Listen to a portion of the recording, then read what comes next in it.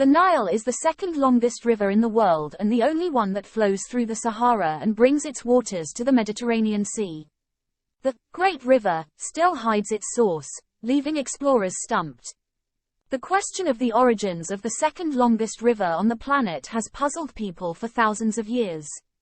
It may seem a simple question, but even today, in the age of numerous satellites, the latest research methods and geophysical know-how, the mystery of the source of the Nile is not so simple.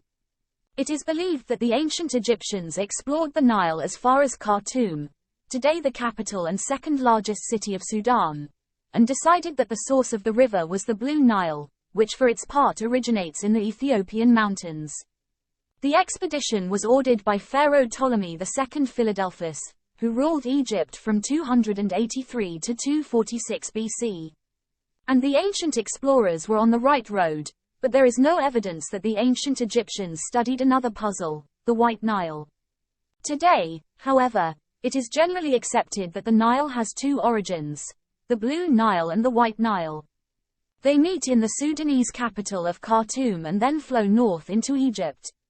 The Blue Nile flows east of Lake Tana in Ethiopia, and the White Nile originates near Lake Victoria and flows into the city of Jinja, Uganda.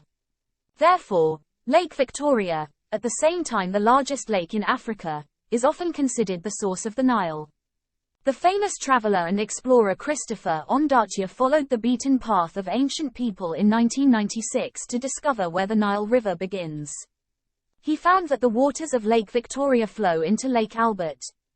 The White Nile, on the other hand, flows directly from Lake Albert, and from the Kagera and Semliki rivers, which for their part originate from the Rwenzori Mountains in the Democratic Republic of Congo. He writes, the Rwenzori is as important a source for the waters of the Nile as Lake Victoria. So it is safe to say that the springs of the Nile are one of the greatest mysteries.